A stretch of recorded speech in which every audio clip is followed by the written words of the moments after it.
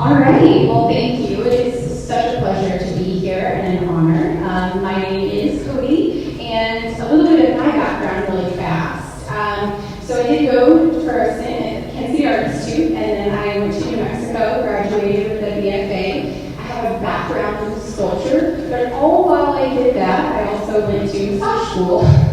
So I also do intuitive healing, Reiki, energy work, as well as, which had a huge impact on my artwork, which is why I kind of wanted to bring it into the picture. So a little bit about my work overall. I went to school, did the whole school thing, graduated, got the BFA, came back from Italy, and then I kind of was like, okay, what do I do now? Where do I start? So I took a couple years off and actually didn't do any artwork. And while I did that, I kind of explored my massage business and kind of grew that. And then when I decided to come back into art, one of the things that I faced within myself was, how do I create art when I have such a perfectionist part of myself? So one of the things that I developed was playtime. And for me, that was a way for me to go in and make mistakes. And out of it, some of my best work came out. And one of those was the sound wave art. So what ended up happening through that playtime was I developed a lot of meditation into the work, a lot of intuitiveness into the work, where I just kind of was able to play around with all of the aspects of who I had become and how I then wanted to incorporate it into the artwork. So my work overall became a lot more expressive, it became a lot more playful, and it became a lot more adventurous. And then my sound waves, the whole story of the sound waves was I wanted to capture energy, and then I thought, well, energy is a wave, and then I immediately thought of a sound wave. And so from there, it just kind of started to inform my work. You can kind of see the threads that run through it. Through my process overall now is a lot of time I spend really meditating, thinking on intuitively what it is that I want to do. What are the colors that are coming to me? How do they feel? How does it connect with me if it is a customer? How does it connect with the client? And I use that to help inform the work itself. And then I also take some time to put some energy work into it to kind of incorporate some healing modalities as well as the artwork itself. So for me, that's a really important part.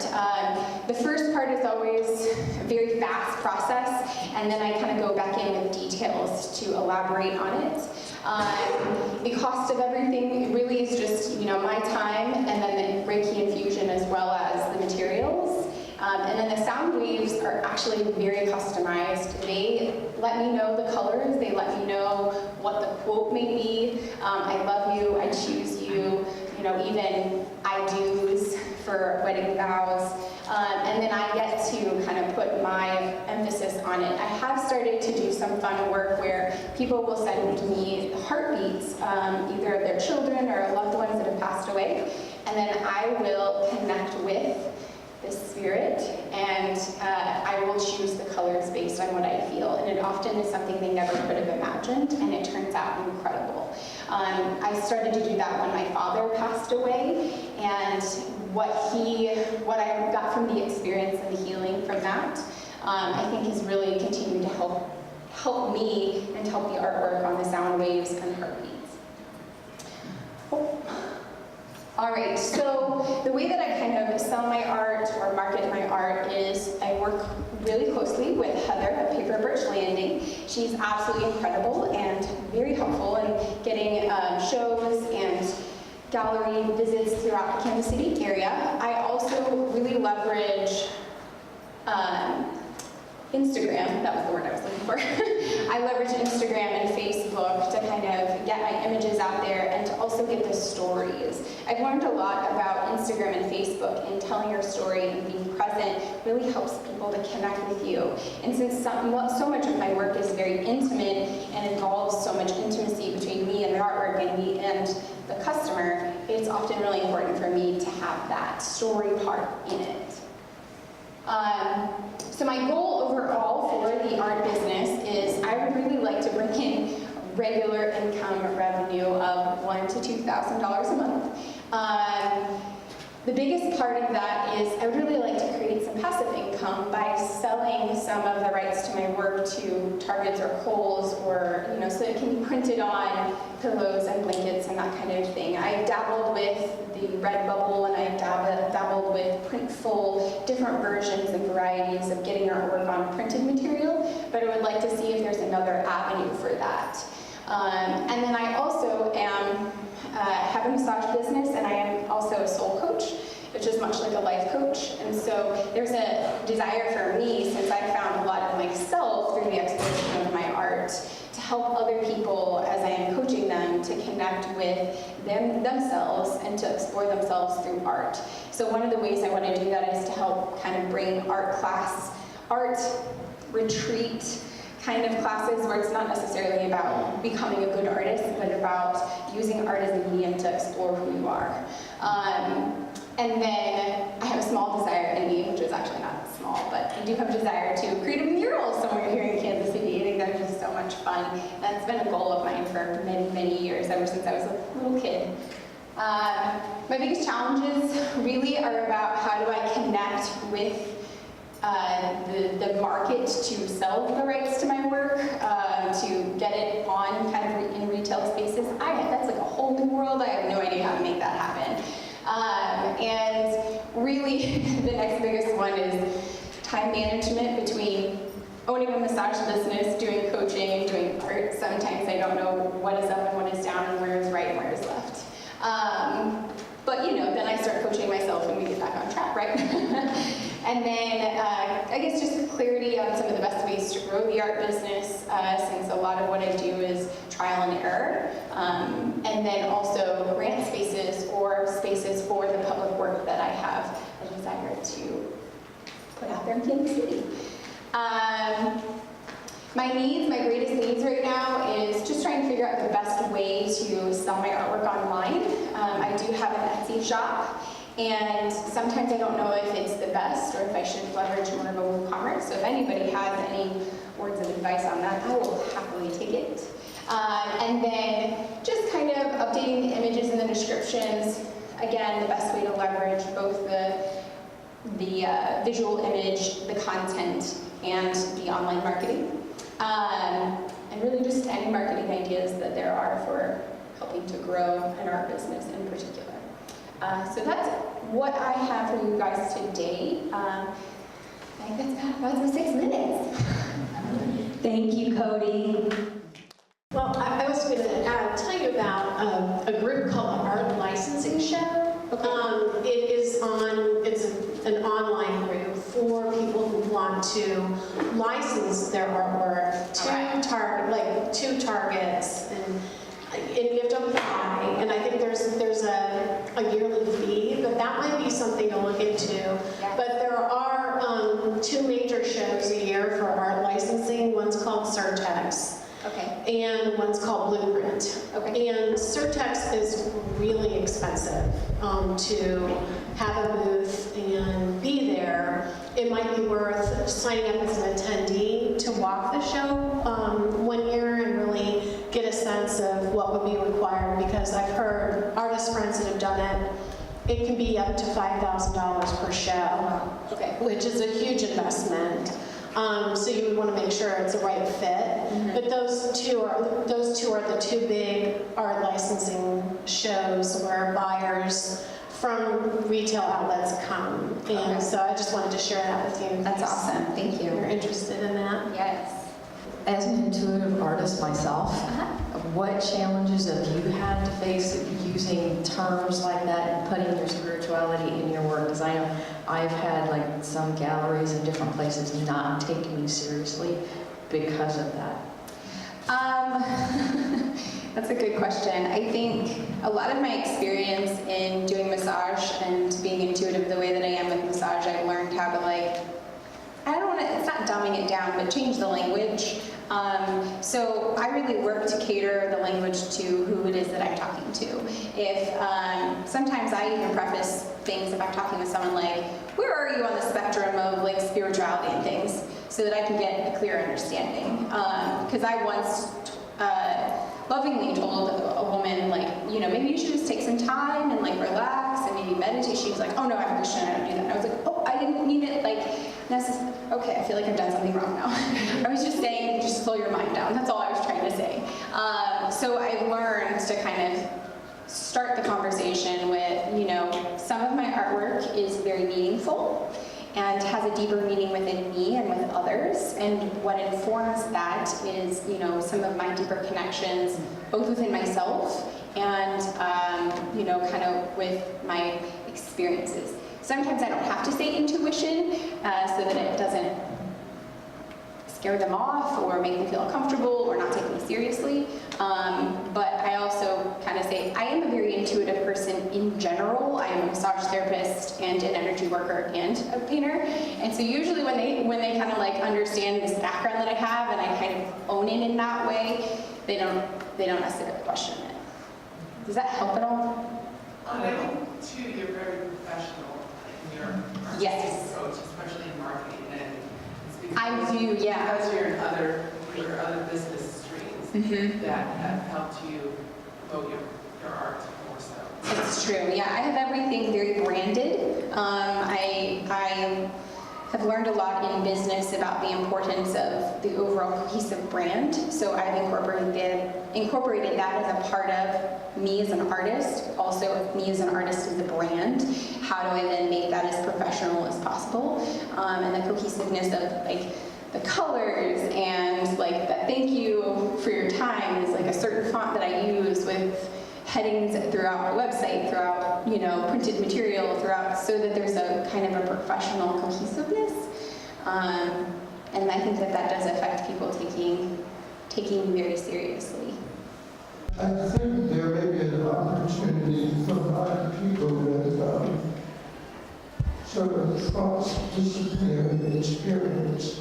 Yeah. So you've done classes, I think about often workshops and classes which would sort of coach people in how to express themselves through art using similar process of intuition. Yeah, it's actually one of the things that I'm really wanting to do in the next 6 months to a year. I have a retreat that I'm planning in November that incorporates art as a part of the retreat, but I'm really interested in doing some classes that are just like, you know, one-off here or there classes to kind of help bring out more of your intuitive side, more of your creative side, more of, you know, the inner part of who you are and express that outwardly. So I love it. And also, you said that gets your work in front of more people for potential customers. Yeah, absolutely, absolutely. Thank you. You had mentioned one of your goals was to have more of a steady stream of income from the art side. With your massage business and your healing and everything, how does that work time-wise? So how long kind of does it take to make a piece for someone? Right. So that's really dependent on the size of the piece and the intricacy. The sound waves are actually the easiest for me to make. They don't take the longest. But some of the bigger work that I have, you know, like that piece, they take several hours, if not a couple of days, you know, just for letting it dry and then building onto it. I think that one took 2 or 3 days. So with that, you know, it's kind of like the life of an entrepreneur. You don't really get a lot of days off because when you're not working in one area, you're working somewhere else. So it is ultimately my desire, kind of as a 5-10 year goal, to be doing coaching and art as my full time, and then to kind of step down a little bit from the amount of massage that I do. The way that I kind of built the business, though, I built it to be my bread and butter so that I could start to go after some of these passions that I thought would take a little bit longer to build a living. I learned a lot about myself in the process, and that I probably could have flipped that script a little bit, but that's okay.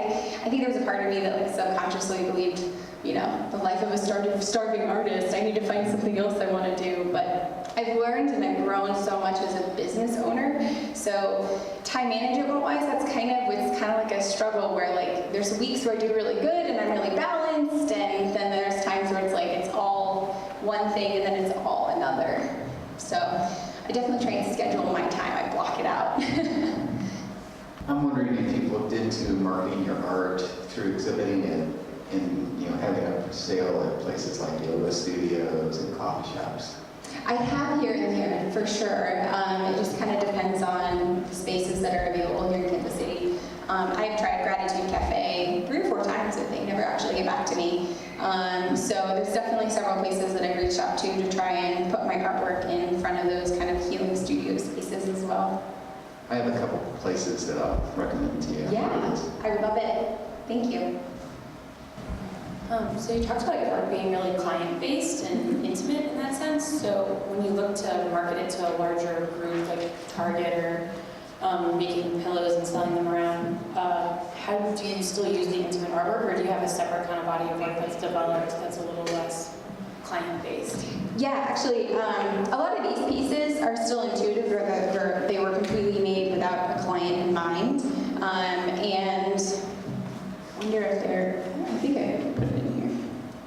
That one was also made kind of as my own passion. I love headdresses. And there's one in particular, oh yeah, my giraffe. Yeah, I really like that one. So I'm thinking stuff like this is still intuitive based on color and just how it makes you feel, and so there's a lot of expressiveness in it that way, but that work very much isn't necessarily made in connection with the client.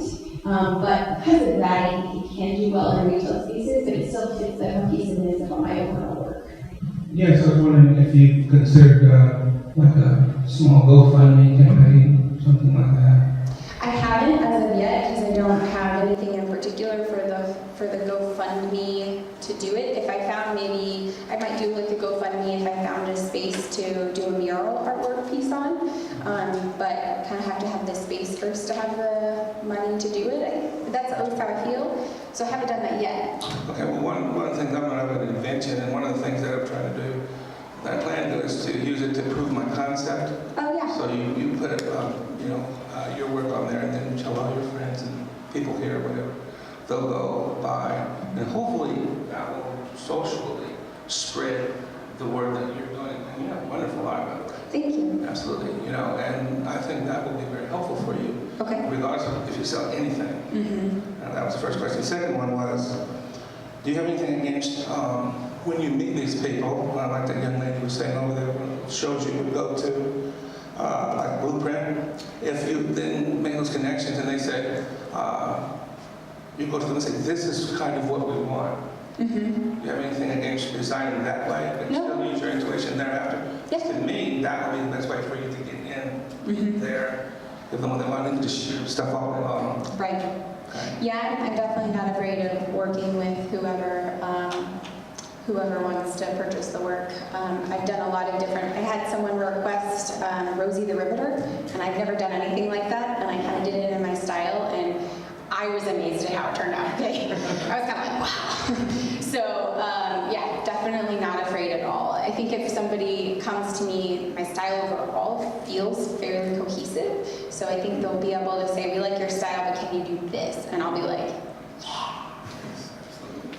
Thank you. So the last question we always ask every presenter is, how as a community can we help you?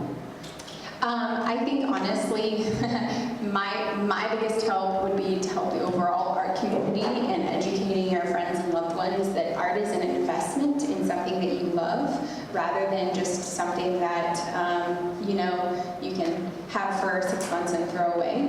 I think a lot of people, even that I talk to, I heard one person once was like, oh, I can never afford real art. And I think that that's kind of a misconception because we're so consumer in our own minds that if you can help people understand that connecting with supporting local art and supporting local artists is supporting your community, I think that's incredible, and that art is an investment, not only in the artwork, but also in the artist. And you never know, I tell people all the time, like, you don't know what my stuff is worth now. It's definitely more than it was yesterday, and it will be more tomorrow, so I'm just saying. That's fantastic. And where can everyone find you on social media? Yes, so website is CodieLea.com. I have Facebook and, are you going on? Okay.